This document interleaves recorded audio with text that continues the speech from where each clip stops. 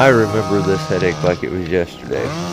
This was a gnarly pine removal. It is actually butted up to a garage all the way pressed against the roof, to almost the center, kind of off to the right here, right below where I'm standing, is a second story porch, a wraparound porch.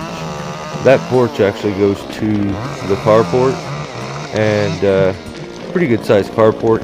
Right in front of the carport and next to the tree is this man-made little reservoir. It's like a pond that holds goldfish and koi. It's got a little fountain in it, and then this little path that you see right where the branch basically just went. That path right out here, it is a waterfall that leads down. Okay, change the direction. I don't know why I would do that, but it leads down now, and there's another little fish pond at the end of this, and then it's a retaining wall. This is an incredibly steep grade to this property. The hillside is gnarly, and it'll wear you out just simply walking up and down it. Now right here I explained that I came down because I had finished limbing up my battery on my GoPro had went dead. I had actually cut my rope on this day and wasn't paying attention, almost had a major accident.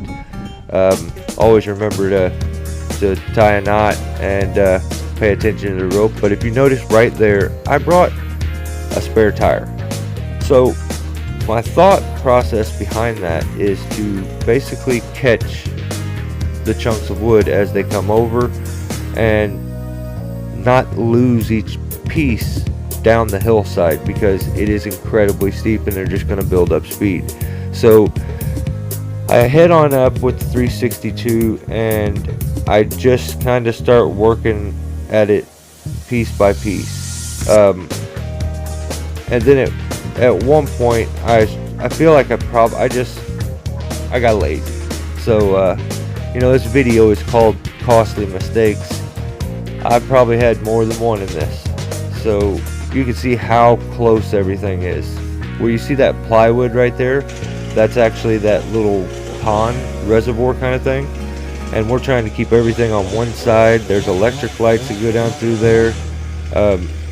And there's just nothing to stop it. So this is my first attempt to use the spare tire, and let's see how it goes. If I remember right, yeah. Not very good. So I could have took a little more time, and what I should have done is hung the saw up each time, but I'm pushing them off one-handed. I'm not being as precise as I should be. But that one, oh, did I buy them a new fan too? Let's find out. The workers ran over here and check it for me. This was for another guy. He had a lift and he couldn't get it to it, so he couldn't even get down the hillside to get to it. They said everything's fine. I just bumped it over, but they go ahead and unplug it and move it out of the way.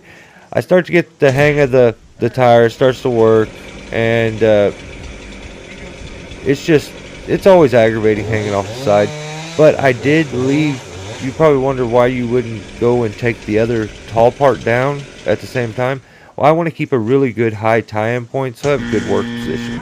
So I worked down this first half because the tree forked into two, and was just a pretty good sized codom for the most part.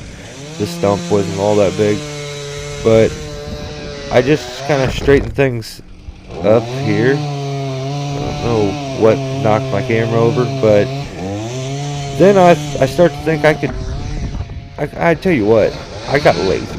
That's what happened. Right here, I get very lazy and I start saying some stupid stuff.